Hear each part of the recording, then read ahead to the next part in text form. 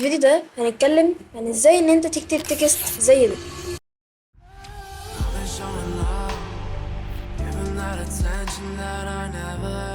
بس قبل ما نبدأ الفيديو متنساش انك تعمل لايك وشير سبسكرايب، ويلا نبدأ الفيديو. اول حاجة هتعملها، احنا طبعا يعني هنشرح على ادوبي بريمير. اول حاجة هتدوس على حرف التي من الكيبورد، وبعديها هتكتب اللي انت عايزه. بس ممكن نكتب كده. بعديها هنعمل سيلكت كنترول A. بعديها هنروح نغير الخط. في خطين اللي انا بحب استخدمهم. اولا اول خط هو AA تايبو اللي هو ده. تاني خط اللي هو ده، بس انا اكتر بحب الايه طيب. بس لازم ان احنا اولا نحط خلفيه عشان نقدر ان احنا نميز. طبعا انت لما تيجي هتحطها على فيديو، فانا بس عندي عشان بنشرح يعني دلوقتي. هنبدا ان احنا نعمل التعديلات اللي انا بعملها. اول حاجه هنروح لكلمه شادو ونعمل شادو، وهنعمل ستروك. هنخلي الستروك 10، وهنخلي الشادو بقى التعديلات اللي انا هنعملها. اول حاجه دي تالت واحده هنخليها 0، و الأخيرة هنخليها 0. تمام، دي اللي احنا هنعدل عليها. والأوباسيتي هنخليها 100%. طبعا انت هتختار الألوان اللي انت تحبها يعني، بس دي التعديلات اللي انا بحبها. تمام، بعد كده هنختار لون الستروك يكون نفس لون هنختار لون الشادو يكون نفس لون الستروك بس أغمق شوية زي كده. وبعديها هنخلي الديستانس بالشكل ده كده، مش بعيدة شوية، ومثلا ممكن نفتحش سنة. دي كل التعديلات اللي انا بعملها على التكست. بس هي دي كل التعديلات اللي انا بعملها على التكست. في بقى اهم الافكتات اللي انا بستخدمها، ودي يعني ما اقدرش استغنى عنها حرفيا في اي تكست اكتبه. اول افكت ده اللي انا بستخدمه، ويعني الافكتات دي انا هسيبها لك كلها تحت. اول افكت هو الافكت ده اهو زي كده، هو ده بيكون شكل الافكت. بعد كده هنعمل تاني افكت وهو اسمه سموث شيك، هو ده. طبعا زي ما قلت كل الافكتات هتلاقيها تحت في الديسكريبشن بوكس. هتلاقي ان التكست بيتهز، يعني فيه اهتزاز بسيط، هو ده اللي احنا عايزينه، يعني مش عايزين اكتر من كده.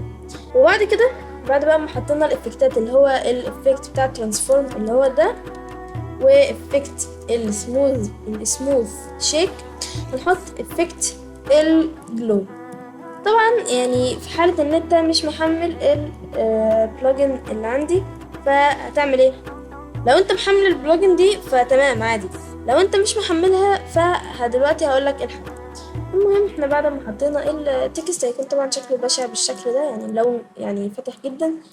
فهنعمل ايه بقى؟ هنبدأ ان احنا من البرايتنس نقللها شوية، ونقعد نعدل كده وعلى الجلو ويدث يعني نخليها مثلا 170، ونقلل البرايتنس كمان شوية. بالظبط ده الشكل اللي انا بستخدمه. في حالة بقى ان انت مش عندك البلوجن دي، يعني مش لازم تحملها لانها تقيلة جدا اصلا على الجهاز. زي ما انتوا شفتوا لما حاولت لما حطيتها البرنامج علق. عشان لو انت بقى مش عندك البلوجن دي، اول حاجة هتدوس على الالت من الكمبيوتر من الكيبورد، وبعديها هتقوم شادد اللاير اللي فوق بالشكل ده، وبعديها هنيجي على اللاير بتاعت التكست اللي تحت، وهندور على تكست اسمه جاوجيان بلور، هو ده، وهنحطه على اللاير اللي تحت. بعد كده نرجع تاني كده ونزود الجاوجيان بلور على قد يعني زي ما احنا عايزين.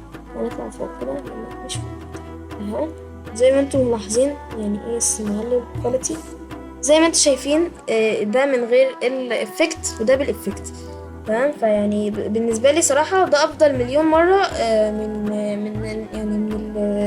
الجلو. في احيانا يعني ساعات وساعات، يعني ساعات الجلو بيبقى احسن وساعات الجوجين بلور بيبقى احسن. انت بقى على حسب، لو انت عندك البلوجن استخدمها عادي، ولو انت حابب ان انت تستخدم الافكت ده تمام. ولو انت مش عندك البلوجن فيعني ده اكتر من رائع بالنسبه لي، وانا اصلا قبل ما احمل البلوجن دي كنت بستخدم الافكت ده. وبكده نكون وصلنا لنهايه الفيديو. لو الفيديو عجبك متنساش انك تعمل لايك وشير سبسكرايب. ولو انت عندك اي اسئله بخصوص الفيديو اديتنج او عايز تعرف عن افكت معين على البريمير او على برامج تانية، متنساش انك تكتبها لي تحت في التعليقات. وبس كده، سلام.